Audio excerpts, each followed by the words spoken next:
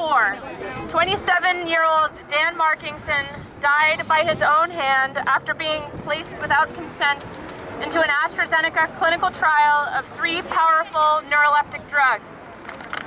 On December 13, 2006, 4-year-old Rebecca Riley took her last breath as heavy doses of Depakote, Seroquel, and Clonidine coursed through her veins, filling her lungs with fluid and shutting down her heart. On January 5th of this year, 18-year-old Keith Vidal, who was said to be having a so-called schizophrenic episode, was tased, pinned down, and shot to death by a police officer who allegedly declared, "We don't have time for this." And for over a year, 15-year-old Justina Pelletier has been a psychiatric prisoner of the state of Massachusetts, separated from her family, her friends, and her home, her every breath and action and uttered word controlled by this powerful, violent, dehumanizing mechanism of social control deceptively called psychiatry. This massive building of people in here. We are here today for these individuals and for the millions of fellow Americans who've lost their identities, their freedoms, their sexuality, their physical health, their minds, and their lives to psychiatry.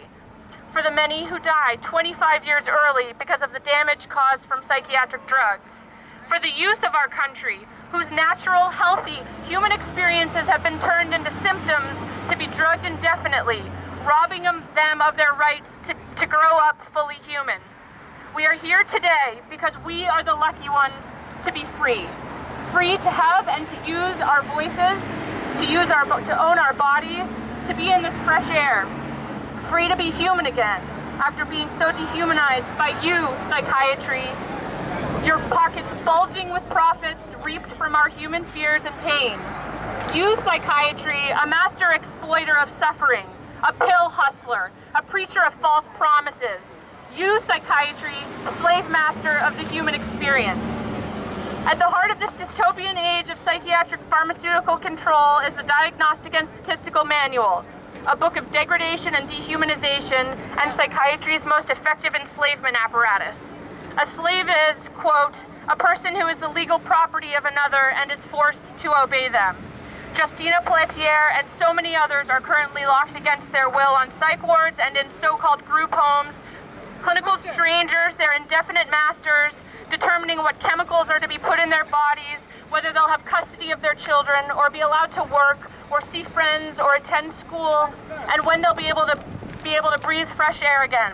Psychiatrists call these human beings their patients for whom they so-called care. We call them psychiatric slaves, for this is what they are. Yeah. Our founding fathers declared that we are all equal, and that we are all endowed with the unalienable right to life, liberty, and the pursuit of happiness, and that when these rights are denied by our government, quote, it is the right of the people to alter or to abolish it, and to institute new government laying its foundation on such principles and organizing its powers in such form as to them shall seem most likely to affect their safety and happiness, end quote. To be a free-thinking, free-feeling, free-believing American today is to be at risk of government-sanctioned psychiatric imprisonment. We are not safe in our minds and our bodies. We are far from it. Are we not called by our duty as citizens to listen to our declaration and to fight for all that our founding fathers fought for? Are we not? Yes.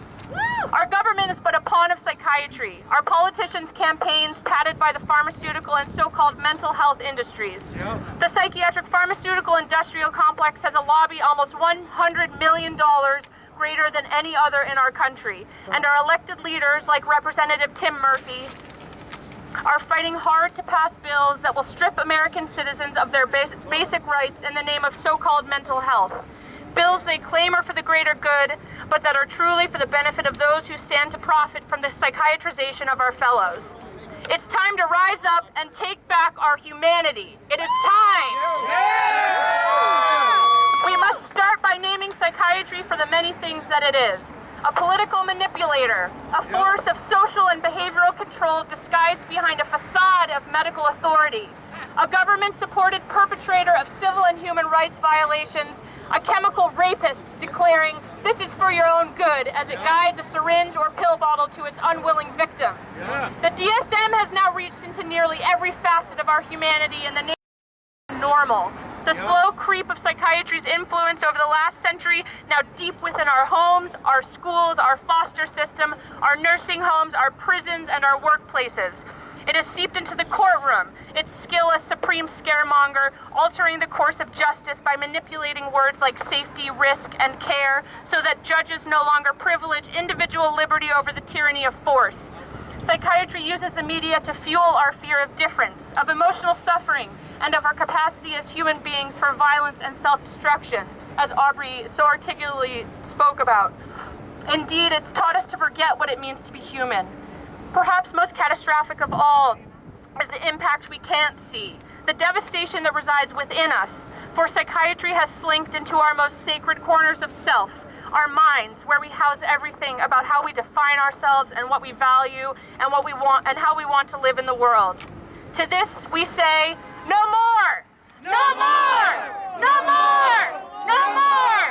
No more! It is time to fight back, to push this master out, to expose it for what it is, and to bring down its tyrannous throne, where it sits with a self-satisfied smile, petting the head of the government crouched before it. It is time for us, as a collective human family, to shed the chains of psychiatric oppression and reclaim ourselves. For you, psychiatry, have power only because we've given it to you.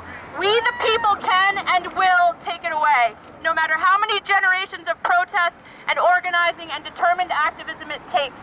And as you convene across the street from us, strategizing about how best to spread your medical model propaganda and keep us passive, compliant, dependent, afraid, and asleep, our voices are growing ever louder, our spirits more invigorated, our message of psychiatric liberation reaching more and more of those enslaved by you. Yes. We know you are afraid. We sense it growing in your greedy belly, and we see it in the way you desperately tried to prove yourself valid.